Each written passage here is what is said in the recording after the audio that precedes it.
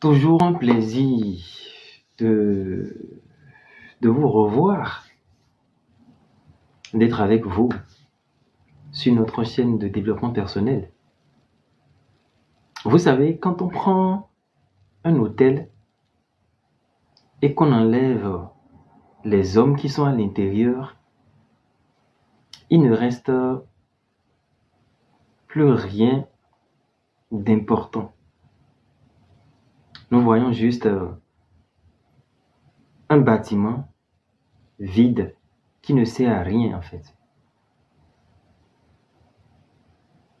Alors cette phrase pour dire merci, vraiment merci, merci du fond du cœur à tous ces membres du cercle qui poussent dans l'ombre toutes les activités du cercle toujours plus haut.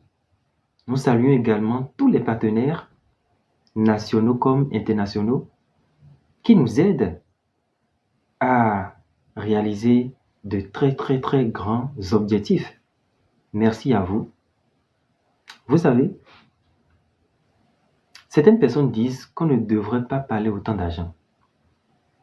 Mais ils se trompent. Certains disent, tu sais, l'argent est la racine de tous les maux. Mais ce n'est pas vrai. Voici ce que la Bible dit réellement. L'amour de l'argent est la racine de tous les maux. Mais voici ce qui est noble, ce que l'argent peut faire, les projets qu'il peut soutenir, le soulagement des dettes qu'il peut créer, construire un mur financier autour de votre famille que rien ne peut briser. Donc, l'argent est important et la clé est de gagner autant que vous le pouvez, tout en équilibrant votre vie avec tout le reste. Pas au sacrifice de l'amour, pas au sacrifice de l'intégrité, pas au sacrifice de l'amitié, pas au sacrifice de quoi que ce soit de valeur dans votre vie. Vous devez aller aussi loin que vous le pouvez, gagner autant que vous le pouvez et partager autant que vous le pouvez. Alors maintenant, il y a la philosophie des riches et la philosophie des pauvres. Rappelez-vous de ceci. Votre avenir est principalement déterminé par votre philosophie. La philosophie personnelle que vous avez est le facteur qui détermine la façon dont votre vie se déroule. Je ne peux pas trop insister sur cela.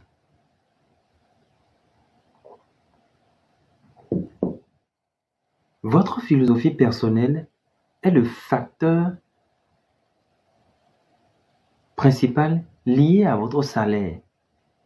C'est le facteur principal qui détermine votre santé, votre carrière, votre philosophie personnelle. C'est le facteur principal lié à votre avenir.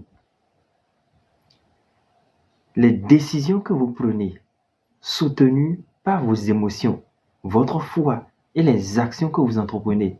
Mais sachez que les décisions viennent en premier. Alors, ce que vous devez savoir, c'est que je m'apprête à vous donner de très grands secrets. Donc, si vous avez des carnets de notes, il va falloir que vous preniez note de ce qui va suivre parce que ce sont de gros secrets qu'un mentor m'a donné qui a changé complètement ma vie. Alors, à l'époque, je pensais que mes revenus étaient déterminés par l'économie, par le pays dans lequel j'étais, par l'économie de ce pays. Mais j'ai découvert que non. Mon mentor m'a dit que non, tes revenus sont déterminés par ta philosophie personnelle. Donc, si nous prenons l'échelle économique en supposant, comme on appelle, que tous les pays sont les mêmes, nous allons prendre l'échelle qui commence par $5 de l'heure plutôt qui représente le salaire minimum dans chaque pays. Donc, si vous décidez de travailler dans une entreprise et qu'on fixe le salaire minimum dans votre pays, on suppose que peut-être vous commencez par ce salaire minimum qui est de 5 dollars. Mais il y en a qui gagnent beaucoup plus. Et donc, cette échelle grimpe et va beaucoup plus haut. Il y a des gens qui gagnent des sommes faramineuses. Donc, nous allons supposer que nous commençons cette échelle par 5 dollars de l'heure.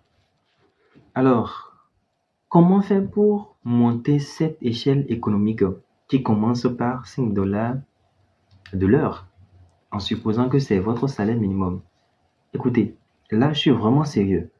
Beaucoup ne voudraient pas qu'on partage cette vidéo avec vous, ces connaissances-là avec vous. Ce que je vais dire tout à l'heure, beaucoup n'aimeront pas qu'on partage. Ils n'aimeraient pas du tout qu'on partage ces secrets-là avec vous.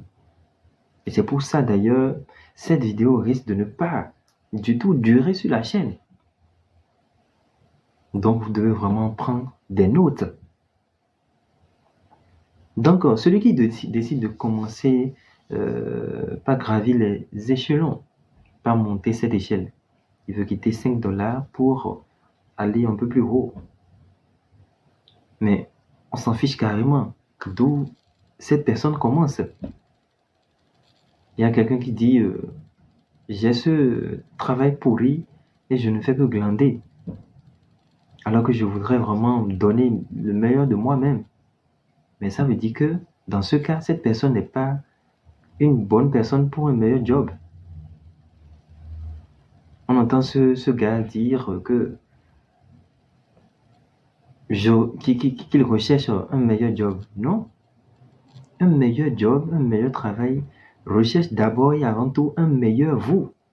Parce que si vous êtes dans une entreprise et que votre salaire est par exemple de, disons, 10 000 dollars, mais c'est ce que l'entreprise vous paye à vous. Il y a des gens qui gagnent beaucoup plus.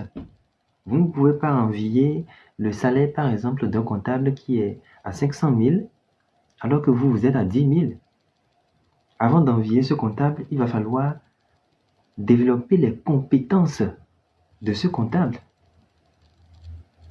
Vous devez développer les compétences de ce comptable et porter le manteau d'un comptable pour prétendre à un salaire pareil. Vous ne pouvez pas l'envier en l'air parce qu'on le constate souvent dans les entreprises, des gens qui n'ont pas les qualités, qui ne sont pas qualifiés pour le poste, mais ils envient celui qui a ce poste. Ils envient le salaire, ils envient sa vie, mais ils ne veulent pas modifier leur comment on appelle, ils ne veulent pas, c'est-à-dire se conformer comment on appelle, aux qualités de l'autre. Et tout ce que l'autre détient comme connaissance, ils ne veulent pas acquérir ces connaissances, mais ils envient le poste. C'est vraiment... Et donc, 5 dollars de l'heure, nous appelons ça le salaire minimum. Donc, comment faire pour passer de 5 à 6 dollars? C'est simple. Vous devez attendre simplement que le gouvernement change le salaire minimum. Et dans ce cas, vous allez vous demander combien de temps ça va prendre. Et je peux vous assurer une chose, ça va prendre beaucoup de temps. Et certainement, vous ne voudrez pas attendre autant de temps pour passer de 5 à 6 dollars. Alors, est-ce qu'il y a une autre méthode? Est-ce qu'il y a une autre solution? Oui. Vous pouvez attendre que l'entreprise vous donne une augmentation de salaire. Et vous vous demandez déjà combien de temps ça va prendre. Peut-être 1 an ou 2. Et c'est un peu trop, certainement, pour vous encore. Est-ce qu'il y a encore une autre façon? Oui. Faites une grève. Et refusez simplement de travailler s'ils ne vous payent pas plus. Ça, c'est très simple. Cette philosophie fonctionne. On appelle ça la philosophie de la demande. C'est-à-dire lorsque des milliers de personnes, bien des centaines de personnes se réunissent décident plutôt de ne pas travailler tant que les patrons de l'entreprise ne payent pas plus.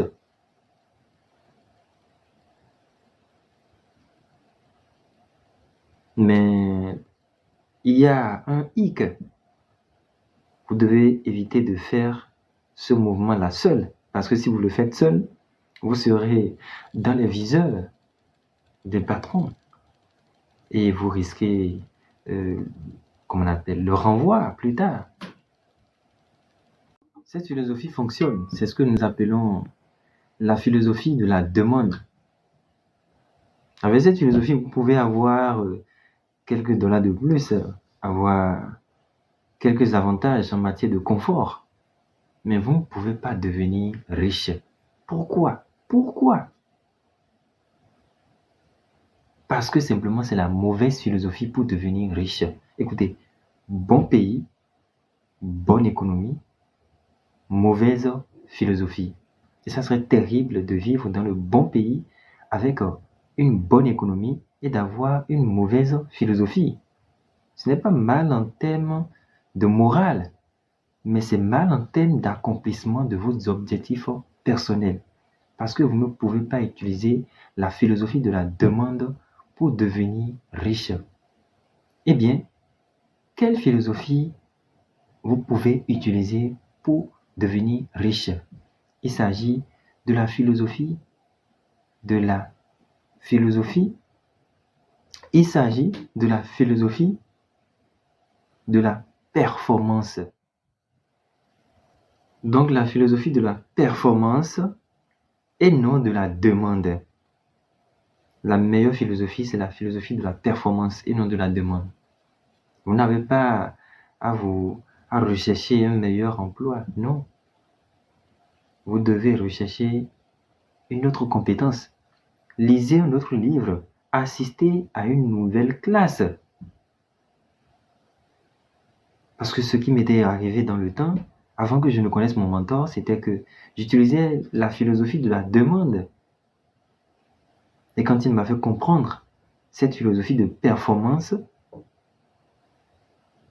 où je devais changer carrément mon mindset, ma mentalité, ma façon de voir les choses, quand j'ai compris cela, franchement, beaucoup de choses ont changé ma vie.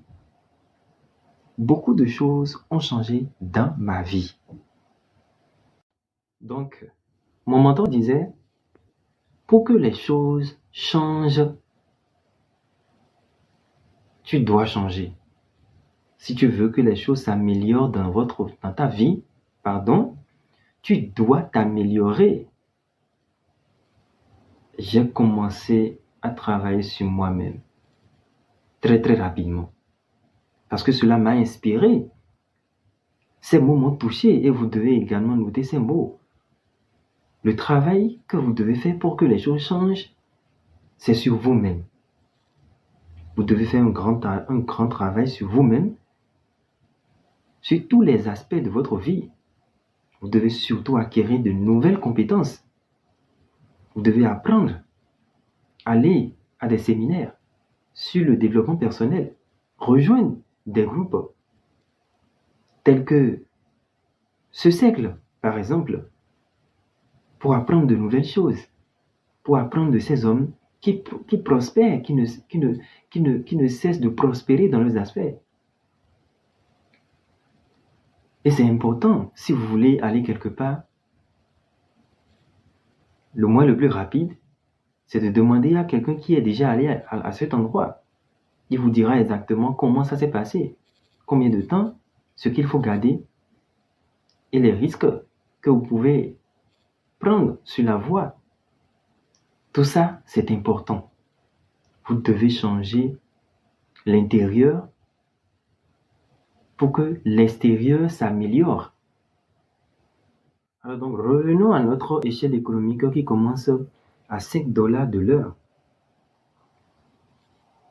Alors les gens vont se dire, ils vont se demander, mais est-ce possible de gagner beaucoup plus? Parce que c'est la question quotidienne qui revient souvent. Nous avons tous de grands rêves et nous aimerions vraiment que notre vie change. La bonne nouvelle est que c'est bien possible. Rappelez-vous de ceci. Tout est possible pour celui qui croit. Pas ceux qui espèrent. Pas pour eux. Non, mais pour ceux qui croient. Si vous croyez simplement que c'est possible et que à votre croyance, vous ajoutez la volonté, plus rien ne peut vous arrêter par rapport à la réalisation de vos rêves. C'est pour ça, lorsque l'ancien président John Kennedy des États-Unis il demandait à un scientifique comment se rendre sur la Lune. La réponse du scientifique était la volonté de le faire. Il a répondu, Monsieur le Président, la volonté de le faire. Et ils l'ont fait. Aujourd'hui, vous voyez des avions un peu partout. Les gens vont sur la Lune avec des fusées. La réponse était quoi? La volonté de le faire. Et ils l'ont fait, ils l'ont accompli. Donc si vous avez la volonté, seulement la volonté, la rage d'y arriver, vous pouvez réaliser de grandes choses. Si vous travaillez dur sur votre travail, vous pouvez gagner votre vie. Mais retenez également que si vous travaillez dur sur vous-même, que vous vous mettez à l'apprentissage, que vous développez de nouvelles compétences, que vous copiez ceux-là qui ont réussi, que vous choisissez peut-être quelqu'un de particulier qui vous inspire et que vous aimerez, qui représente votre modèle. Si vous faites cela et que vous commencez par le copier, par copier ses actions, ses démarches, soyez sûr que vous pouvez faire fortune. Donc retenez que si vous travaillez dur sur votre travail, vous pouvez gagner votre vie simplement. Mais si vous travaillez dur sur vous-même, vous pouvez faire fortune. Et c'est le summum. La phrase clé que vous devez noter tout de suite, c'est que le succès est attiré par la personne que vous devenez. Le succès est attiré par la personne que vous devenez. C'est aussi simple que ça.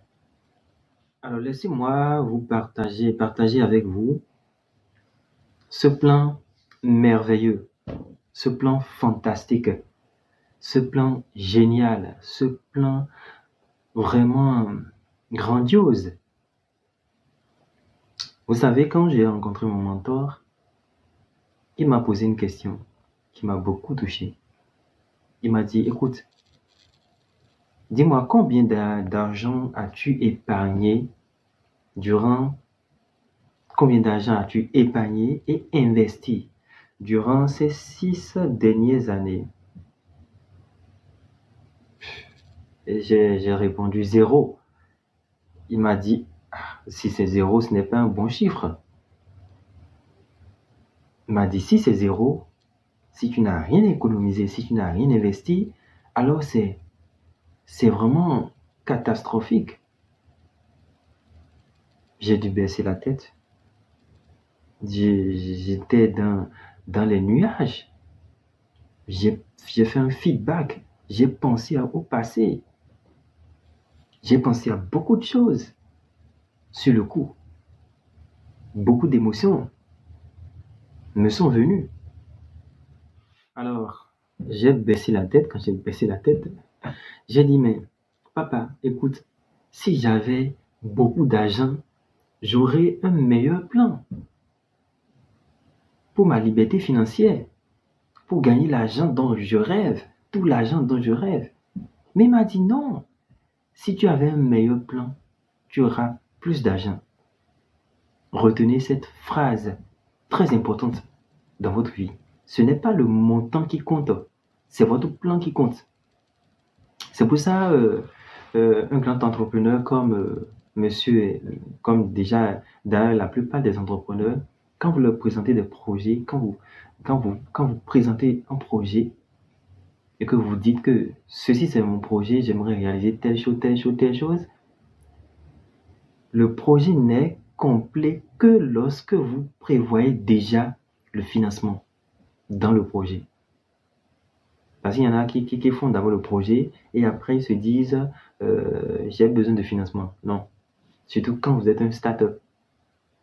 Il y a des étapes à suivre que vous devez tout mettre déjà dans le projet. C'est-à-dire, par exemple, si vous rêvez de créer, disons, euh, une usine de vente de savon, par exemple, déjà commencez par la vente du savon d'un autre en gagnant déjà de petits sous, à économiser peut-être sur une période donnée et ensuite vous passez à un autre niveau. Vous vendez des articles, par exemple, pour d'autres personnes qui existent déjà pour trouver un financement, un capital de départ. Il vous faut ce capital de départ.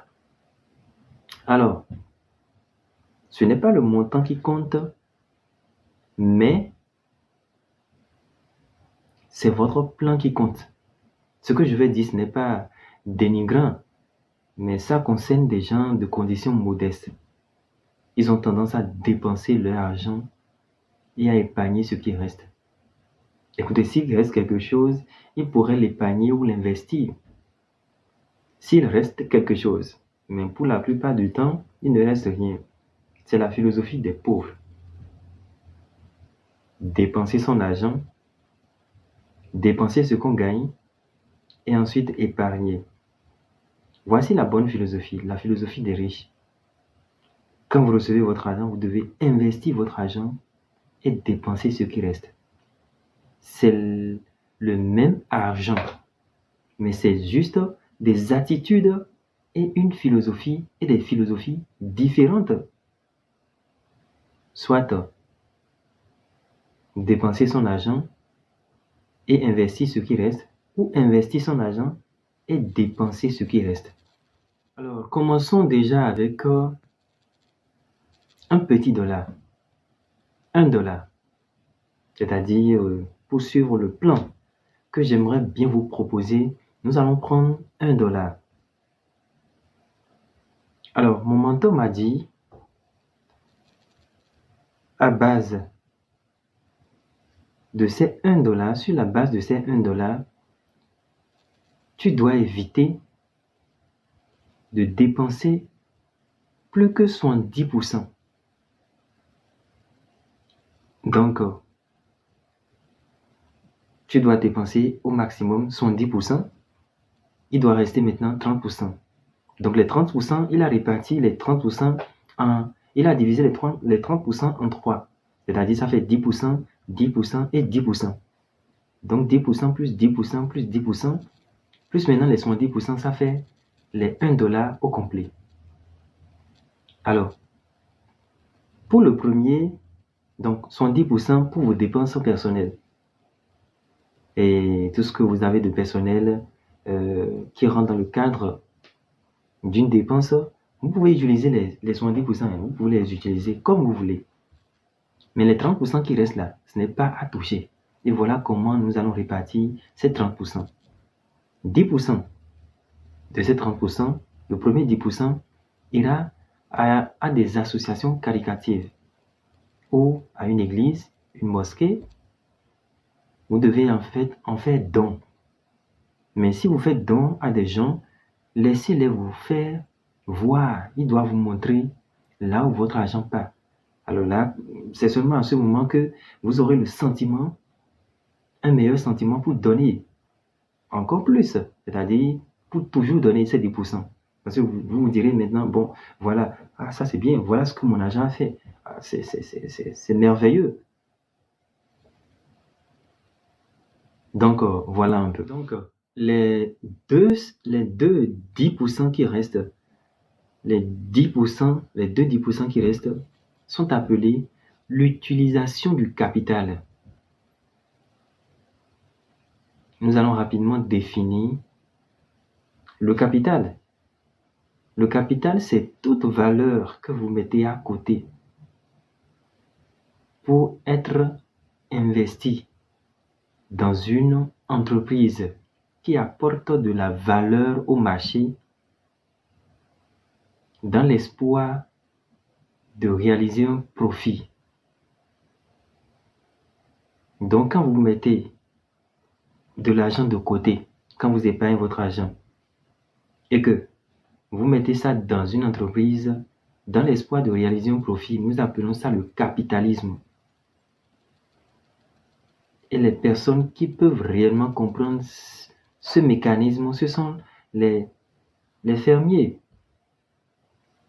Quand vous prenez par exemple celui qui sème les maïs, quand il fait sa récolte, il met toujours des graines de côté, des graines de maïs de côté. Attention, il sait pourquoi il le fait.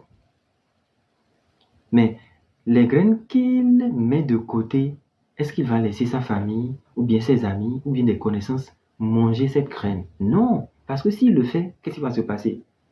Comment il va produire les années qui vont suivre, la saison qui va suivre? Ça veut dire qu'il vient de couper la chaîne. Donc, voilà ce que nous appelons capital. C'est la valeur que vous mettez de côté dans le but d'être investi dans une entreprise dans l'espoir de réaliser un profit.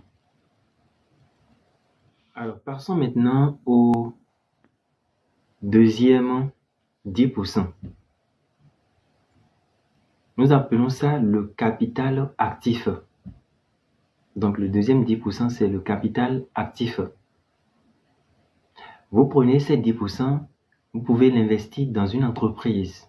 Vous pouvez créer une entreprise vous-même ou bien investir dans une entreprise avec quelqu'un. Vous pouvez devenir associé dans une entreprise ou bien investir dans une entreprise déjà qui fonctionne. Qui fonctionne et dont les résultats sont prouvés, qui a de meilleurs résultats sur le marché. Donc, vous prenez 10%, on appelle ça le capital actif.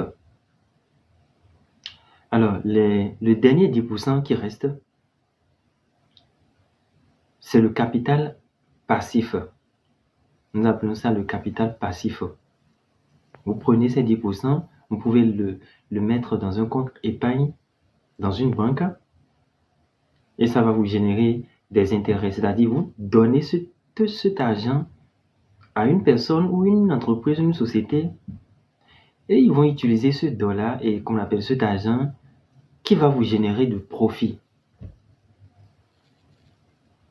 J'espère que vous comprenez bien. C'est-à-dire, vous prenez ces 10% et vous le remettez à une banque,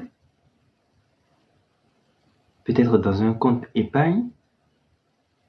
Ils vont l'utiliser et vous reversez des intérêts. Donc voilà, c'est une proposition de plan. Vous pouvez le déformer et l'utiliser comme vous voulez. Parce que ce qui va se passer, c'est que si vous appliquez ce plan parfaitement, vous allez avoir des résultats extraordinaires. Maintenant, pour ceux parmi vous, ceux-là qui sont dans une situation vraiment, vraiment difficile, il y a une solution. Vous pouvez plutôt faire, qu'on appelle 97%, au lieu de 70%, ensuite 1%, 1% et 1%. Parce que vous avez certainement des dettes, trop de dettes à payer et autres. Donc, vous pouvez commencer par 97% pour vos dépenses personnelles et ensuite 1% pour les dons, ensuite 1% pour le capital actif et enfin plutôt 1% pour le capital passif. Si vous appliquez ce plan, c'est la meilleure chose que j'ai reçue dans ma vie. L'une des meilleures choses que j'ai reçues dans ma vie. Merci encore à mon mentor. Si vous appliquez ce plan, avec le temps, vous allez constater que les chiffres vont changer. Les chiffres vont changer, beaucoup changer. Surtout les les 10%, 10%, 10% vont changer. Parce qu'il y aura des bénéfices qui vont venir. Donc, quand les chiffres vont commencer par changer, vous allez essayer de ramener, de réajuster les choses. C'est-à-dire, écoutez, quand vous allez gagner beaucoup d'argent par vos intérêts, vous n'allez quand même pas dépenser encore 70% de vos revenus. Non, la plupart des hommes riches dépensent moins de 10% de leurs revenus. Vous n'allez pas gagner des milliards et tout dépenser. Non, ça ne serait pas intelligent financièrement. Moi, personnellement, depuis que j'ai commencé par appliquer ce plan, il y a quelques années, je peux dire que je dépense moins de 50% de mes revenus. Je suis déjà à 50%, c'est-à-dire j'ai quitté les 97%. Ensuite, je suis venu à 70%. Après, je suis venu encore actuellement, je suis à, disons, 50% ou moins de 50% pour mes dépenses personnelles. Donc voilà, c'est un plan fantastique. Quand vous allez commencer par l'appliquer, vous allez avoir des résultats extraordinaires. Ce n'est qu'une proposition de plan. Vous pouvez en faire ce que vous voulez. C'est un plaisir de partager ce genre de choses avec vous. Nous vous aimons beaucoup. Alors, nous sommes vraiment pratiquement à la fin. Et pour conclure, je dirais que la folie, c'est de faire les mêmes choses chaque jour, chaque mois, chaque année, et s'attendre à des résultats différents. C'est ce qu'on appelle une folie. Faire la même chose tous les jours et s'attendre à des résultats différents. Ce n'est simplement pas possible.